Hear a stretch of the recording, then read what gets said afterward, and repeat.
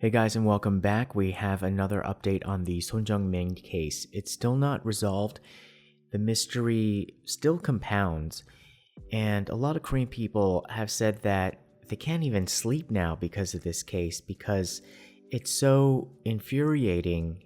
They're seeing this mystery continue, but in their hearts, they don't think that it's such a big mystery.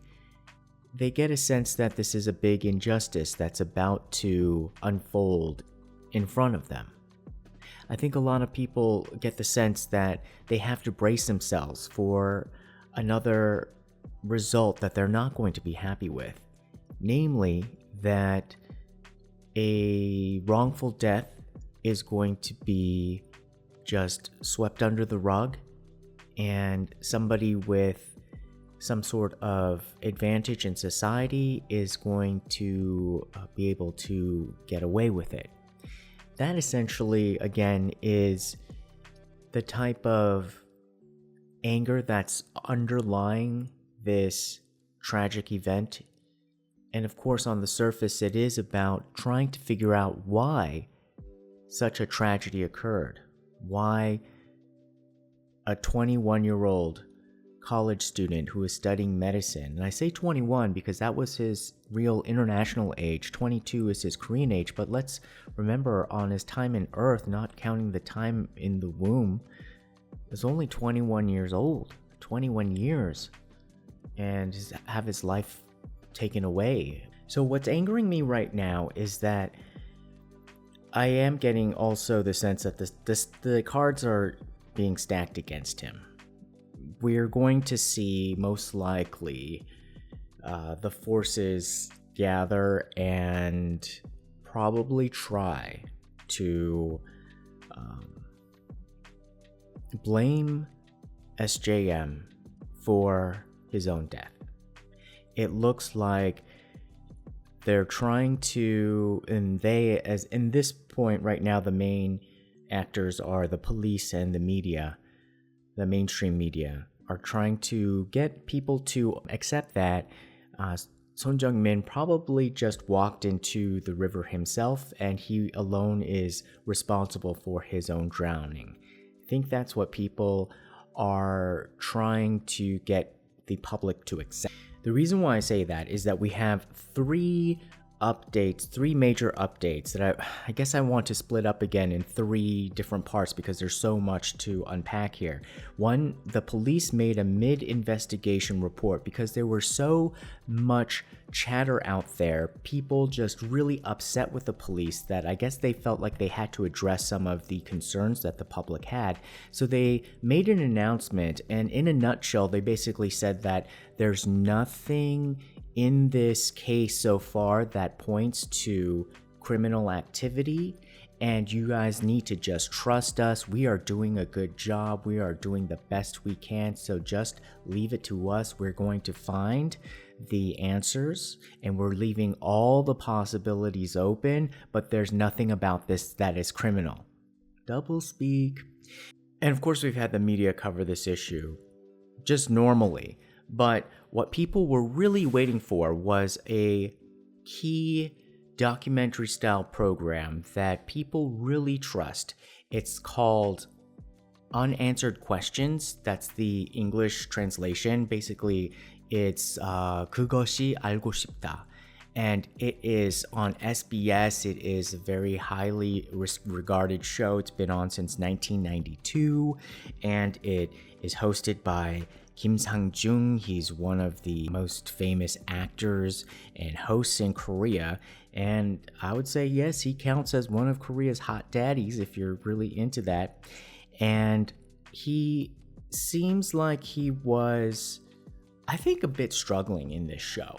It seemed like he was also kind of answering questions that maybe he didn't want to answer in a certain way, or at least I would like to believe so, because this show essentially does its unsolved mysteries after the mystery has been declared to be unsolved, not during an active, ongoing investigation. So that's what people have been saying, that, first of all, this is a very awkward and off the normal track for this show to do, because this program is getting into an active investigation, whereas usually these cases are like, those unsolved mysteries. I think it's called unsolved mysteries in the United States, where these are old cases, cold cases, where you just kind of dig up the old facts and you dramatize it with the music.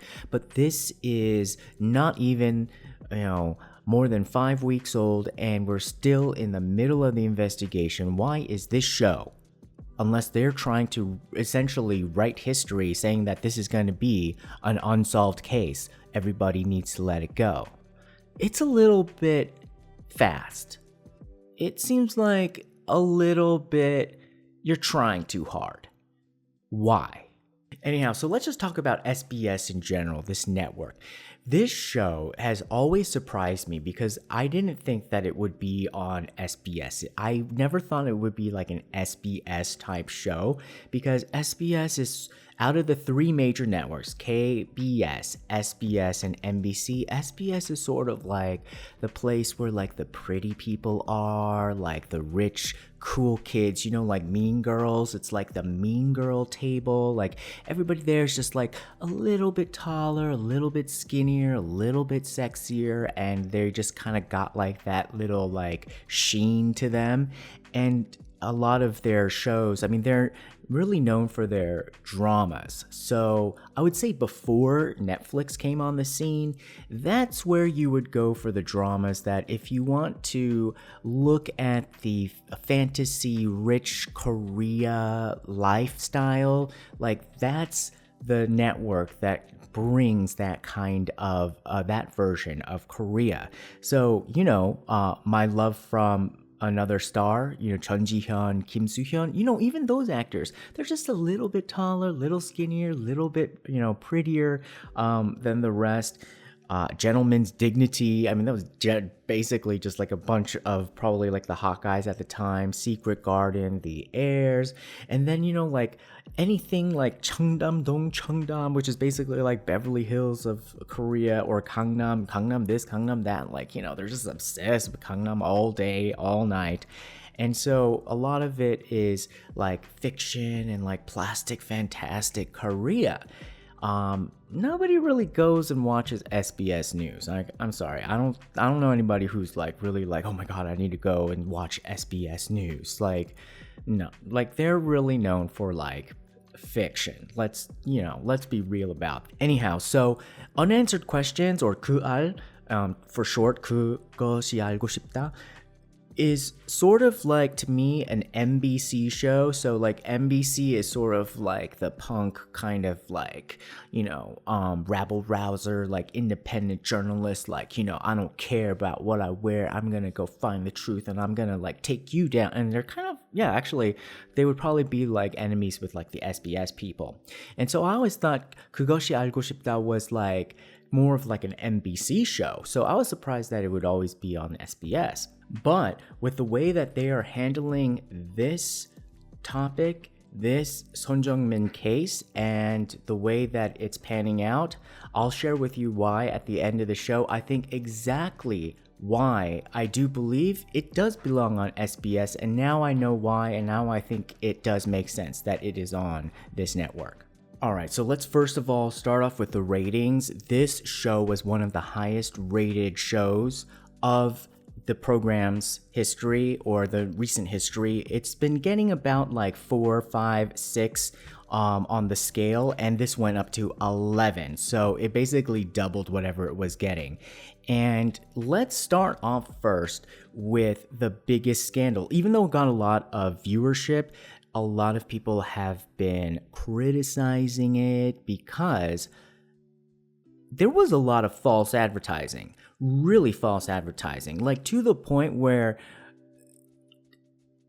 somebody should be fired, because the way that they advertised this was that we're going to hear from Mr. A's father, but it looked like we had a fake daddy way at the end. They tucked it at the end of the program. So let's start with the end first, because they try to tuck stuff in at the end.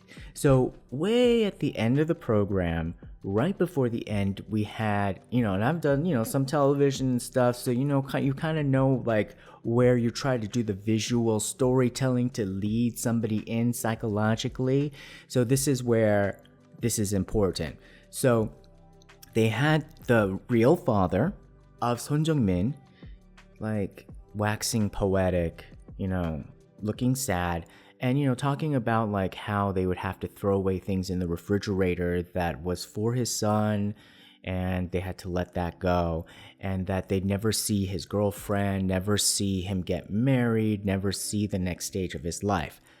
Okay, right? So in your mind right now, you're seeing real dad of the victim who died. Now we cut to the reporter going into the house of an older guy that says Mr. A's family.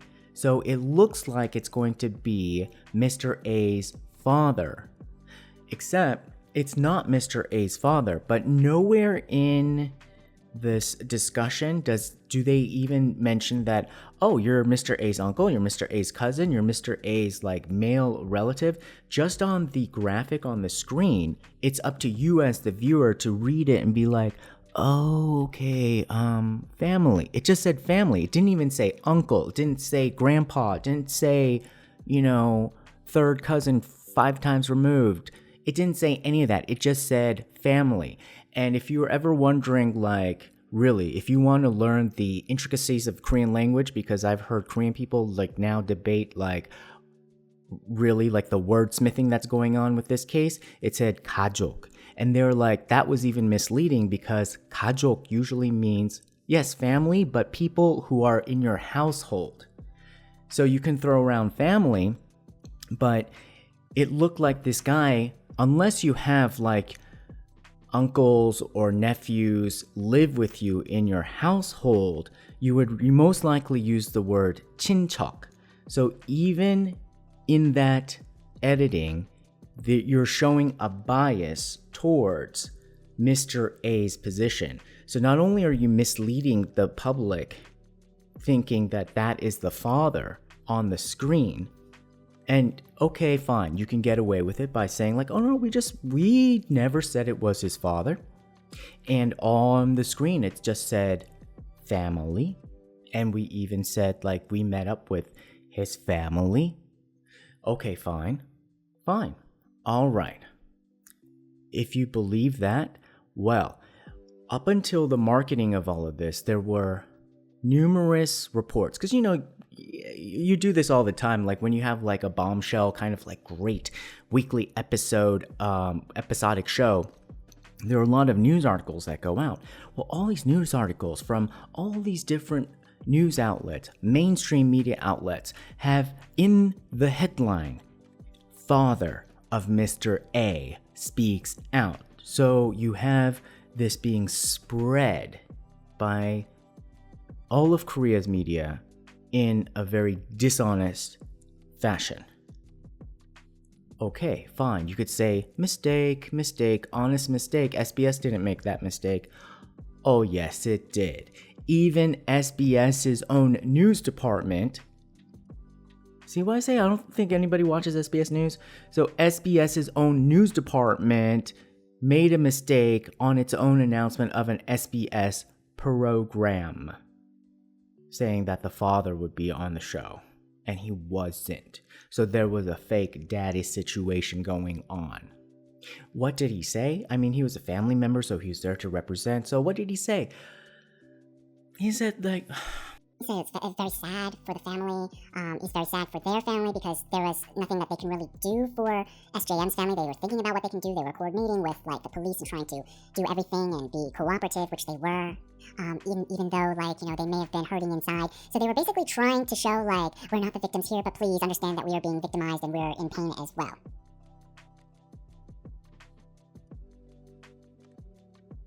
And they responded to a direct question, do you have any insider connections with the police? They're like, no, we do not. We have no connections whatsoever. We don't even know where that came from. And then we cut to the narration of Kim Sang-jung, hot daddy, but I don't know, the way that he acted after this, I don't think he's on my hot daddy list anymore. But we have the narration now, and we have the fake daddy crying like a real daddy. So do you see the visual correlation that is a bit manipulative here? Because you had the real SJM father just before this interview with fake daddy tearing up. Real.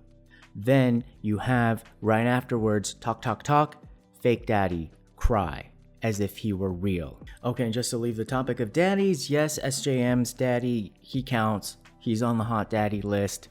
Let's just leave it for now. Sad situation, but yes, he's hot.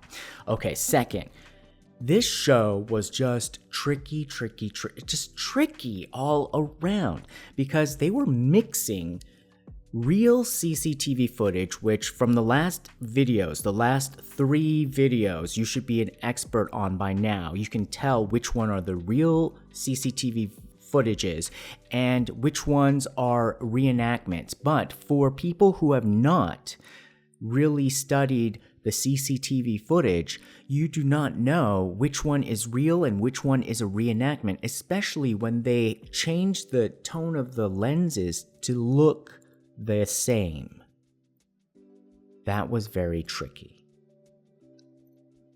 And even the real CCTV apparently was misrepresented. So there was a CCTV image of Mr. A coming back home, because a lot of people were like, well, where's the CCTV of him coming back home to his apartment? So there was footage of him coming back to the apartment, but apparently that was from 2 days prior. That was just provided as like B-roll footage or something. But they had on the graphic as April 25th, the night of all of this happenstance. And not only that, the reenactments themselves were not accurate, especially after all of the new information that we have found, especially from the police reports. So for example, remember how Mr. A changed his story about how he woke up? Originally, he said that he woke up on the grassy knoll on his picnic mat. But then he later on changed his story, said that, he woke up on the river bank alone, like on the sort of hill. And on the reenactment, though, he woke up on the picnic mat. So if he woke up on the picnic mat, that makes him look even more innocent, because they kept stressing in this entire video that if he were guilty, he would have to have been wet. And getting him further away from the riverbank or to the river makes him seem a lot more innocent. So even having that as the reenactment gives a visual of something ultimately false. And of course, they didn't have the visual of, what we have all seen as the 3:31 a.m. push or fall that led both of them into the riverbank area. We all know that there's at least 2 figures in that area, in that vicinity, that did go down towards the river. None of that had been covered. However, on the voice over, they may have said riverside and riverbank. So even the word choices were tricky. So if you didn't even think that there was a need to clarify, the sloping part of the riverbank, or just the part where it's flat, where the picnic mat was, because in some instances you could just think like it's a whole unit, and other instances where it's very important here, you have to delineate the slope and then also the flat surface. And so that itself is also tricky. Tricky. Here's the trickiest part of this show. I don't think it's exactly Hegelian dialect, but the way you trap people into never getting to the place that they need to go is only giving them options that never have the right solution. So for example, if they don't know they need to go to Paris and just only give them the options of like London, Istanbul, and Tokyo, and have them like debate between those three options, and they never will get to where they were going. So anyhow, this show does this very intricate reenactment. You saw a bit of the preview in the previous videos, when those other journalists were at the riverside, they ran into the SBS people, and it was for this show. They were filming this show. They were doing the reenactments with the dummy models, and then they also did some reenactments with some live models. And so they posited some scenarios. First, they said, okay, this is what would have happened if Mr. A pushed SJM. Well, this wouldn't make sense because he would have stayed on the rocks and he wouldn't have fallen in the water and he drowned. So that doesn't make sense. He couldn't have pushed him. B, well, let's see if Mr. A dragged SJM from the grassy knoll into the water. And they tried. They're like, this doesn't make sense because his clothes would have all come off by the time he got to the rocks, and he had his clothes on when he drowned. So this doesn't make sense. And then they also did a third option, and the last option. They said, well, let's just say that Mr. A pushed SJM into the riverbank, but the water is too shallow. So if he had pushed SJM into the riverbank, he would have had to push and fought. That must mean that he would have needed to have some very significant bodily injuries and be very wet. And he was neither very wet in terms of the evidence we have, and there was not any significant bodily injury on SJM's body. Therefore, out of all these options, none of them make sense, and therefore SJM must have just walked into the river and drowned himself. See? So they left out Paris. So what is Paris in this situation? Well, we all saw 331. So in 331, he either fell or he got pushed. So if you either fell or got pushed onto the rocks, and the way that you saw the wounds on his head, those are areas that you probably can get a concussion and be knocked unconscious. So, if he was already drinking, and if he was also perhaps under the influence of something else, and he was already really passed out, he could have passed out on the rocks. Remember, when Mr. A called his parents at 3:37, he says, I can't wake him up. So he could be passed out on the rocks. And they didn't give this possibility. He could have then rolled him over into the water, shallow water, and then started floating him to the deeper part of the water. That's Paris, okay? And completely boardable.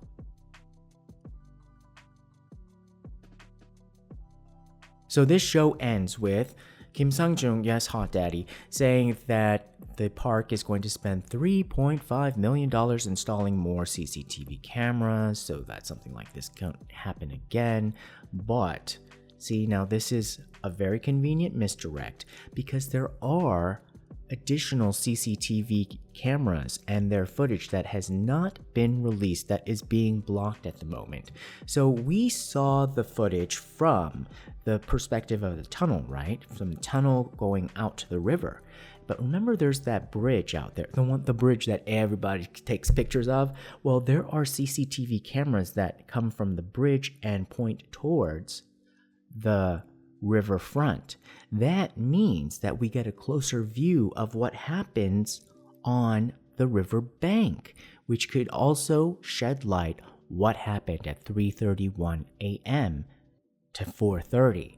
And so the reporters from that conservative YouTube website. They have been trying to get this CCTV footage for weeks now, and they've been getting the bureaucratic runaround in a very suspicious manner because they have to go through the police department and the fire department, and they got tricked. They got tricked by the bureaucracy. They basically were told, okay, yeah, we're gonna get this to you. Just wait a little bit. There's like some kind of process that we have to go through.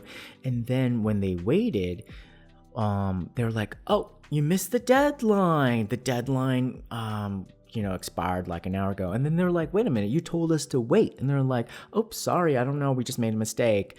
And then they're like, well, so now it's out of our hands. We can't do anything about it. If you want, you have to get like a court injunction. You have to like sue us or something to get the footage. So obviously there is footage that probably has the truth on it that is being blocked. And so by saying, oh, well, we're gonna install more CCTV cameras so that this doesn't happen again, you basically are misdirecting people, saying like, oh, there is no other CCTV footage, we can't get to the truth, we have to install more CCTV cameras. However, there are CCTV cameras with footage that is being hidden from the public. And I find it very ironic that at the end of the show, and I know that I said that Kim Sang-joon is like one of my favorite actors, and he did win an NBC Drama Award for one of my favorite shows he was in, A New Leaf. So his acting is really good, but even he couldn't pull this off. At the end of this episode, he's just like trying to be really sad. And look at the photo of SJM in the boxes, like we are going to, like as if we're going to find the truth. No, he knew what was up. That looked to me like they knew that they were just going to bury the truth. You know what that looked like to me? That looked like, that movie Superman 2, and where there was that prison inside a glass prism, and I think it was called like the Trial of Zod or something. That's what it looked like to me, that they were just going to trap him in there to try to make sure that the truth never comes out. So that's part one. That's one big aspect of why I think the cards are being stacked against SJM, and why we're going to see incremental pressure against SJM. There must be something really big here that they just don't want to get out, and that I guess covering SJM is all a part of that. But it doesn't have to be that way, and a lot of people are out there protesting to make sure that it's not. All right, so I'll try to get parts 2 and 3 as fast as I can, because I think those are also pivotal, and those are also very shocking. It's shocking to see like what's happened with the police report, and then also the phone of Mr. A, yes, has been discovered, but that's also very shady as well. All right, join us again next time, guys. Bye. Tune in next time. Don't forget to subscribe. Find us on YouTube, Instagram, Twitter, and Facebook. Love you.